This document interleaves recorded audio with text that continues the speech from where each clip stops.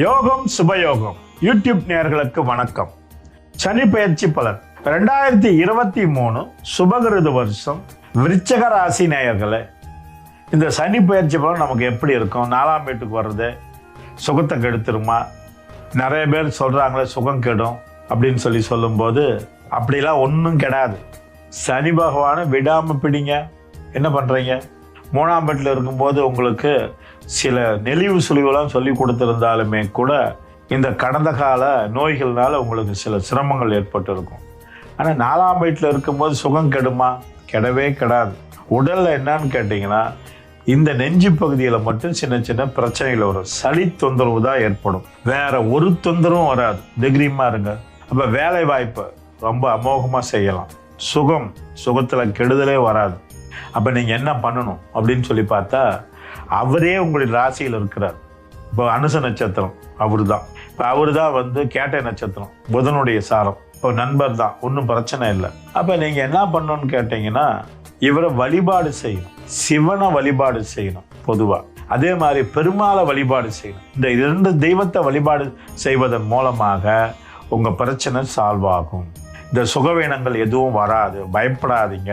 ஆக இந்த வருஷம் முழுக்க, அடுத்த வருஷம் முழுக்க, அடுத்த அரையாண்டு, ஆக இந்த 2.5 ஆண்டு காலமும் நீங்கள் உங்களுடைய முயற்சி மிகப்பெரிய அளவுக்கு வாய்ப்பை கொடுக்கும். பொருளாதாரத்தை மேன்மைப்படுத்தும். நீங்கள் என்ன நினைக்கிறீங்களோ அதை செயல்படுத்தலாம். பிரச்சனைங்கிறதே வராது. மன சோர்வு வராது.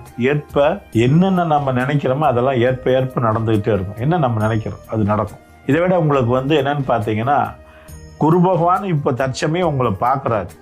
இந்த பார்வை நல்லா இருக்குது. அப்புறமும் பார்ப்பார். அந்த பார்வையும் நல்லா இருக்குது. இப்போ இப்படி குரு பகவான் மாறி உங்களுக்கு ஏதாவது சின்ன சிரமம் வருது அப்படின்னு நினச்சிங்கன்னா, ராகு எதுவும் மாறி உங்களுக்கு நல்ல பலனை கொடுப்பாங்க. அப்போ பொருளாதார மேன்மை, பொருளாதார வீழ்ச்சி இல்லாத ஒரு தருணத்தை கொடுப்பாங்க. ஆனால் இப்போ பொருளாதார வீழ்ச்சி கொஞ்சம் இருக்க தான் செய்யும் சமீபத்தில். ஆனால் இருந்தாலும் இவர் போக போக உங்களுக்கு பொருளாதாரத்தை மேம்படுத்தி கொடுப்பார். பொதுவாக மனிதனுக்கு பொருளாதாரம் சிறப்பாக இருந்தால் சகலமும் சிறப்பு.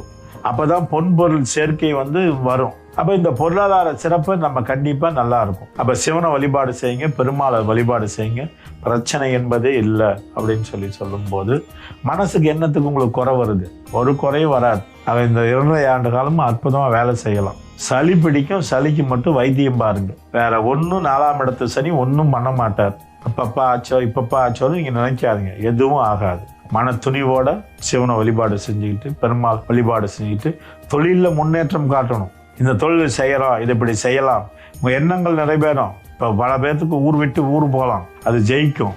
புதிய தொழில் தொடங்கலாம், அது ஜெயிக்கும். ஆனால் அலைச்சல் தான், வேற ஒன்றும் இல்லை. உடம்புக்கு தான் கொஞ்சம் சுகவீனமே தவிர பொருளாதார நிலைமை அற்புதம். இதை விட 7ஆம் வீட்டில் இருக்க கிரகத்தை பார்த்தீங்கன்னா செவ்வாய் இருக்கிறார்.